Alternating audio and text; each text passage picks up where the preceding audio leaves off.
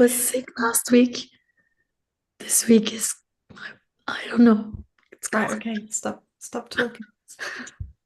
Oh, poor you. Right. What a morning. Uh, okay, it's going to be a smaller group today because there is some holiday in France. So Team Bordeaux is not here other than Anna representing the team. Thanks for joining. And apologies for last week. We had to cancel Neuroccino because of technical problems, which was that I killed my computer apparently, and then was traveling, and Google didn't believe it was me connecting, so I had no access to any of the accounts. So apologies for that. But we're just going to discuss the paper that I had prepared for last week today. And I just shared the link in the chat, just very briefly, the rules of the game. Anyone is welcome to join us and present a paper that they thought was interesting, and just tell us why you think it was interesting. So I'm going to do that right now. Okay. Can you see the paper okay? Great. Let me just zoom in so it's a bit bigger. Okay, so this is a paper that was published in Lancet Neurology, and it's called the Global, Regional, and National Burden of Disorders Affecting the Nervous System. And obviously, I have a personal interest in it because we're doing a lot of research on neurological disorders, but also during the time of my PhD, stroke, for example, moved up the ranks from being the third most common neurological disorder to now being the first.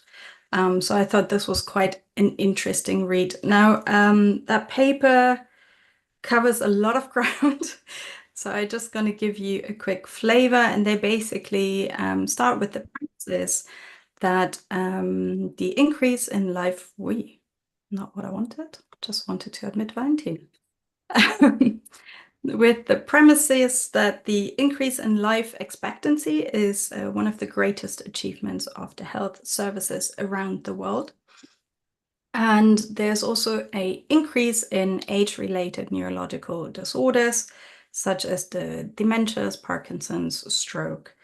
And that leads to some, or should lead to some, global health policies. Now, there has been an increase over the last 3 decades, affecting now nearly 40% of the population. This is rounded down actually, so it's a bit more, which is a substantial part of the global population.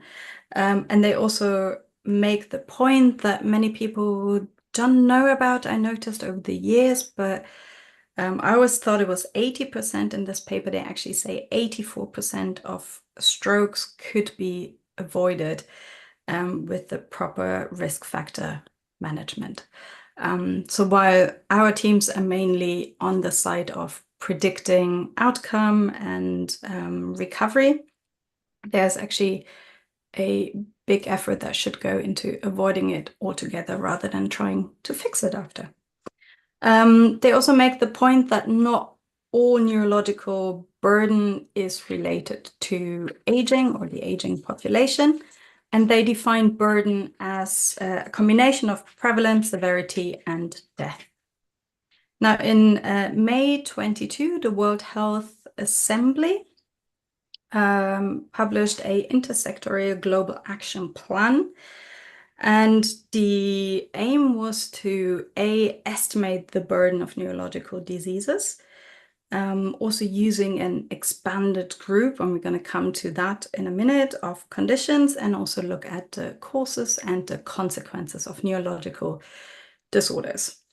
Now, what do they mean by expanding the group? So this is right here in the beginning. So there was a study looking at 15 neurological conditions in 2015 and 16, but they did not include neurodevelopmental disorders based on the ICD. Now, in this review now, they included neurodevelopmental disorders, it's Monday morning, alongside with neurodegenerative disorders, and they skipped what they refer to as newly emerging neurological conditions, such as cognitive impairment related to COVID, for example. In the new study, so the one that I'm presenting here, in terms of the methods, they instead of using the 50 neurological conditions as the previous studies, they looked at 37 unique conditions in the years 1990 to 2021. And they estimated mortality, prevalence, years lived with disability, years of life lost, and disability-adjusted life years. And then also applied a comorbidity correction. Now, for prevalence, the data they relied on was population studies, but also large-scale surveys, census reports, and insurances claims. Now, what they then found is that, as I mentioned, these 37 conditions they looked at affect about 40% of the population, so that's 3.4 billion people across the globe. They also established that the global years lived with disability increased by 18%. And that is between 1990 and 2021. What I thought was quite a horrifying number as well is that the death associated with neurological disorders, 82% of them occur in LMIC, so low to middle income countries. And then they also ranked the age standardized years lived with disability disorders in 2021. And the list now has stroke as the number one. Neonatal encephalitis, migraine, and Alzheimer's disease are all in the top 5. Overall, neurological disorders are estimated to account for 11.1 million deaths worldwide. So those numbers are quite devastating overall. But I thought it was a very interesting paper because it has the breadth and the depth at the same time. And I'm just looking for the figure where they show, so it's quite a long paper.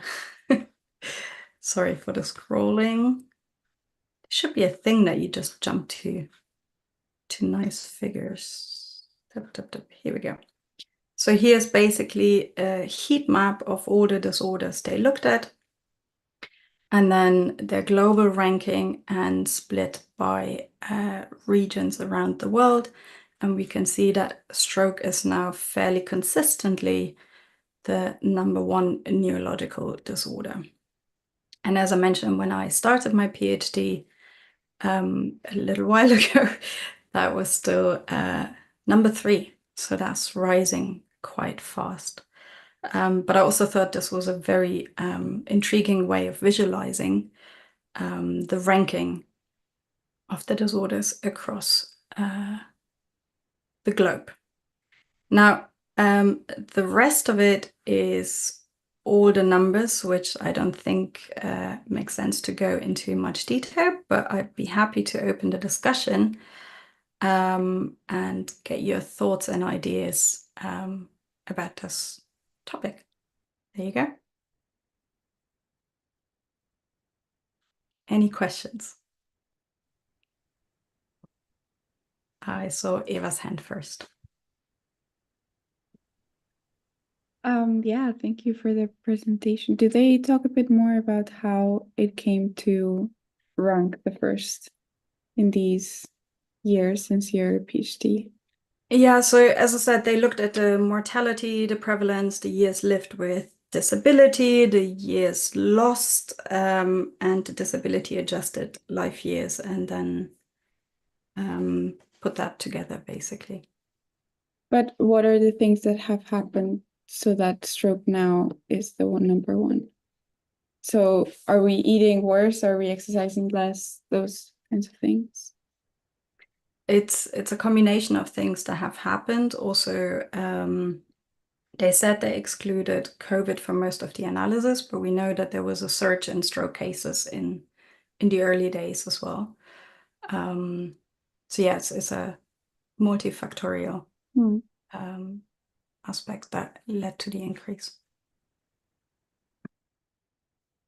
Can someone admit? Because if I push that button, I jump. Thank you. Right. I don't know who was first, Lilith or Eduardo. Lilith. Okay. Thank you. Sorry, Eduardo, but I think I was first. Thank you for presenting this paper. Super interesting and very comprehensive. So many diseases in one place reviewed.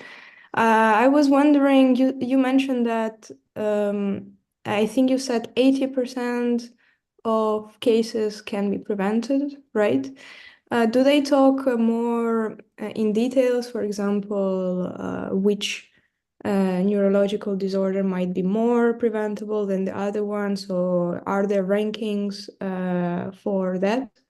So, for example, I don't know, stroke might be less preventable than dementia or vice versa. Is there a table that looks like this, but for prevention? There is no table. That's probably gonna return too many. There is no table in this paper. Can't find it very easily now. There is something status of for stroke prevention, updated metadata or something. Yeah, so with stroke, one of the biggest risk factors is AF, right? So you have irregular blood flow. And the worst that can happen is that it's sometimes high and sometimes low, which means that the blood is running faster or slower, and that creates clots in the blood. So one of the easiest things in terms of prevention, as far as I know, is to check blood pressure. Very easily. No, I meant, what I meant is, so 80% of all the diseases are preventable in general. But is there No, a so stats this was for each of these? 84%, I think they cited in this paper for stroke only. So okay, 84% of strokes would be okay. preventable. Oh, And as far as I remember, I read this paper last week. As far as I remember, they didn't provide those numbers for the other neurological disorders. okay. Okay. I thought it's the general number for all the disease. Okay. No, this is specific to stroke. And I remember when I was in the stroke unit, we always had this number of 80%. So I don't know if something changed there, or if it was just like a house number back then. But that's specific to stroke. Okay, thank you. And the second question is kind of connected with the previous one. So, do they talk about how it changed across time, the rankings? So you mentioned that you compared with your own PhD and you noticed that stroke now is in the first place, but what about, I don't know, dementia? Are things getting better or worse? So they have quite a few analyses where they look at the development over time. Obviously, I did focus on the one that we're looking at. And in general, there is an increase in age-related neurological disorders, which would include the dementias. But as they say, it's also because we are getting older. So that's why they applied some age corrections and comorbidity corrections as well. Okay, so it's just because we're trying to extend our lives, but with that we get more and more diseases that can happen later in life, I guess. It's not all of the neurological burden that is associated with aging, but a big part of it, yeah. Yeah. Okay, thank you. Eduardo. Okay. First of all, one curiosity, which one were the first two disorders when you were doing your PhD? That's a good question. I think heart disease, which wasn't neurological, but don't know, I would need to check actually. It's easily done. Just get a table from Curious to know. the days. But one of the question I had is whether they provide, so you mentioned something about the geographical distribution. So do they provide any more specific information about the geographical distribution of these neurological disorders? Like whether there is some set of diseases that tend to be more fatal or more problematic in some countries rather than others? Yeah, Whether so they go into that a little bit, but then that's also related to the availability of healthcare and how early certain disorders get recognized. So if we stick with stroke, for example, then you have certain treatments potentially for ischemic strokes, which are thrombolysis and thrombectomy. But for those, you got to make it to the hospital in a fairly short time frame, and we're talking about ideally 30 minutes here, right? You don't have that kind of access everywhere in the world, and even in regions where you have the access to the therapy, there have been studies that show that if you have a dedicated stroke unit, for example, the treatment is much faster and much more efficient. So just by the availability of the services, you have a huge difference. But they go into that in a bit more detail. Okay. And what about the availability of data? Do they have data from like fairly homogeneous set of countries or? They tried their very best to get data. So as I said, they pulled from population studies, surveys, like large-scale surveys, census and insurances claims, which gives them quite a good range. It won't be homogeneous. So for example, I'm fairly certain that the insurances claims are more on the US side than the European side, for example, because I don't think you can access those easily in Europe. I'd be surprised. So yeah, there's different types of data from different parts of the world, and that also actually triggered a question that I had. So they base their analysis on ICD criteria, but we also have the DSM to classify disorders. And the DSM was like had a new iteration not too long ago, and I know that it dramatically changed the incidence and prevalence for certain disorders. ADHD, for example, I think was one of them. So I was wondering how that analysis may change if you actually use those criteria instead of the ICD.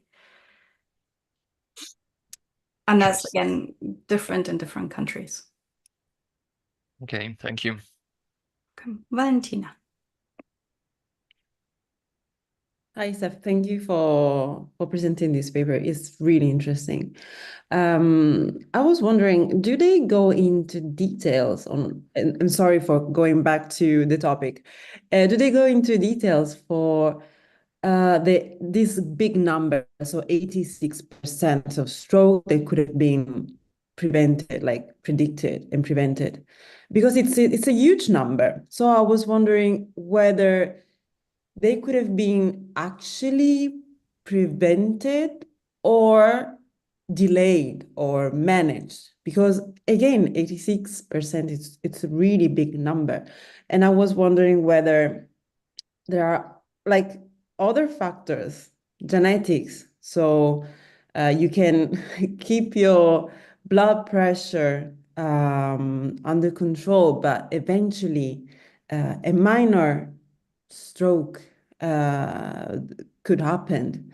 So yeah, this is where I'm puzzled. This big number and whether it's actually preventable or it's just more manageable, or stroke could be delayed instead of totally prevented. It's more like dementia and the cognitive reserve. So if you keep yourself checked, you train your brain and you develop a huge cognitive reserve, then dementia could be delayed, but eventually it's going to strike.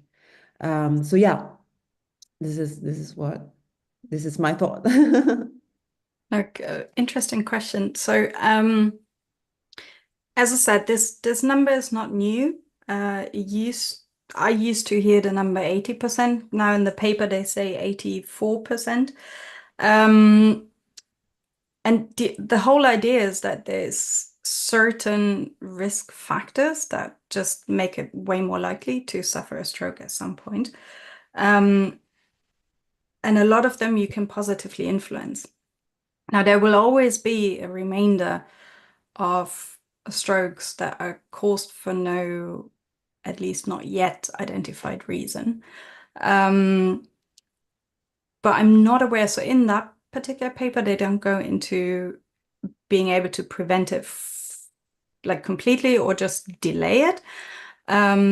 And I've never come across statistics like that. But this number has been around for quite a while, purely based on how you manage your risk factors. So that is lifestyle choices, smoking, exercising, the classics, but also looking at your blood pressure. Yeah, thank you. Thank you. Any other questions? Moge has some questions Okay, in yeah. chat. Do you want to write it? She did. It's in the Did she chat. get? Sorry. I think it's better. Yeah, post my question. What is life years lost exactly? Can insurance claims be used for statistics research purposes? They have neonatal, jaundice, and rabies in the list.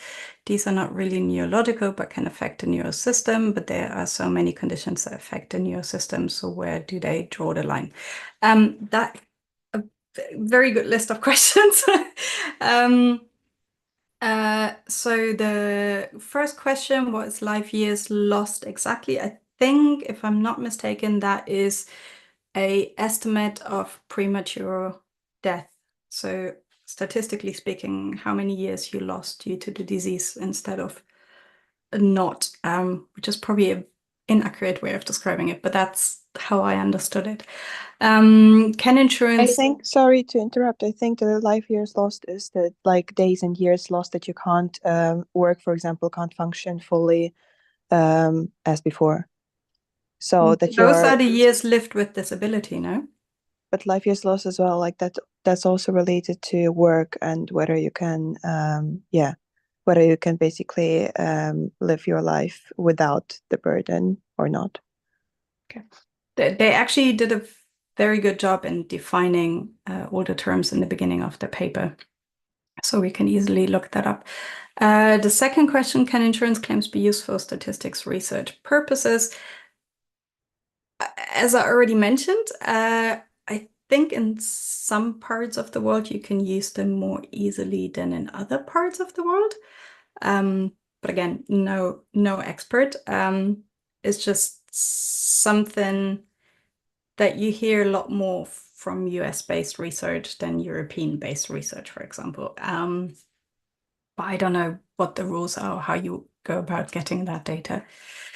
And then where do they draw the line to include disorders? That is a part I thought was a bit ill-defined in the paper.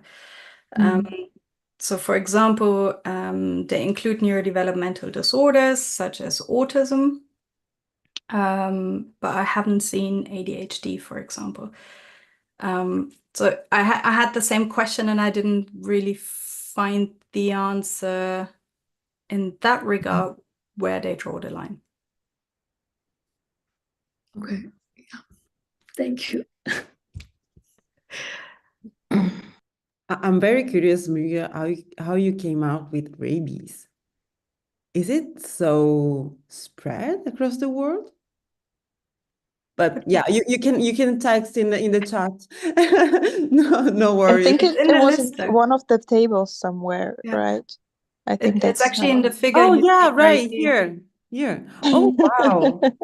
see- Sorry, I didn't see it. Mugge just coming up with some random diseases in the No, morning. I mean I know it exists, but I didn't think that it's so spread yet across the world.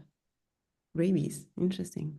I don't think it's that spread, but it's if you get it, then it's likely you're gonna die. So Yeah.